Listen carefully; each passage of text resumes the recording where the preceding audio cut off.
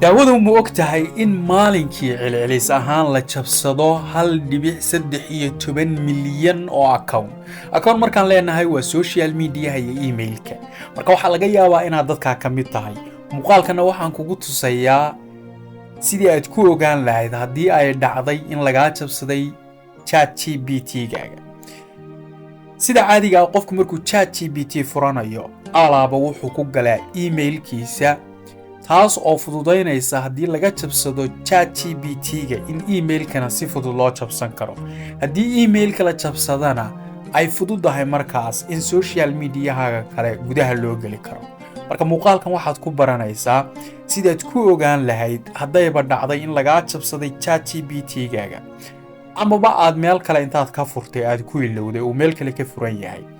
qofku markuu ChatGPT-gaaga jabsado ama uu isagoo furan helo waxa u fududaanaysa inuu wax kasto aad ChatGPT weydiiso oo isna dhanka kale kala socon karo sababtoo ah meel kale ayuu ka galay oo uga furan yahay. marka muuqaalkan waxa ku baranaysaa sidii aad u ogaan lahayd haddii ay dhacdo inuu meel kale ka furan yahay ama laga jabsaday. sidoo kale waxaad ku baranaysaa sidii arrintaas iskaga difaaci lahayd oo aad hawada uga saari lahayd cid kasta oo kula isticmaalaysa ChatGPT-gaaga. marka hore waxaad u baahan tahay daawade computer baa u baahan tahay, mobilka way adag tahay.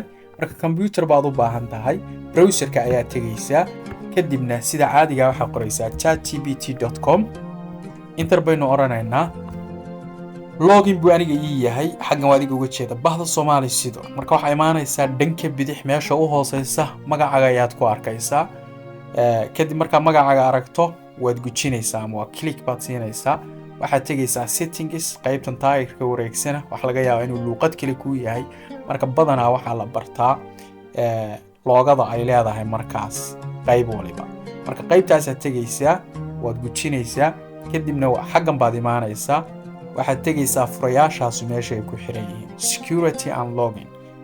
waynu gujinaynaa kadibna shaashadan ayaa kuu soo baxaysa qaybtan afraad ayaa imaanaysa ay sessions ku qoran tahay activity sessions. halkaa waad ku dhufanaysaa. markaad ku dhufato waxa kuu soo baxaysa shaashadan yar oo kuu sheegaysa inta meelood uu ka furan yahay ChatGPT-gaaga. aniga hadda waa u jeedaa ChatGPT website web buu ka furan yahay baa la leeyahay oo app kama furna. kadibna computer windows ayuu ka furan yahay. taariikhduna waa August 12keedii markii u dambeysay oo ka furnaa meeshaas. magaaladeeda waa kaa qariyay ma doonayo inaan magaaladeeda ogaato. marka xaggan waxa kaaga soo baxaysa inuu ku qariyay magaaladaada iyo location-ka marka uu ka furan yahay. hadday jirto marka meel kale oo aadan aqoon inuu ka furan yahay meeshan ayuu kuugu soo taxaya inta meelood uu ka furan yahay. marka haddii aad ka shakido meel aadan garanayn ama device aadan garanayn uu ka furan yahay passwordka ayaa bedelanaysaa kadibna log out all ayaa ku dhufanaysaa. iga saar guud ahaan meel kasta uu ka furan yahay ayaad ku dhufanaysaa.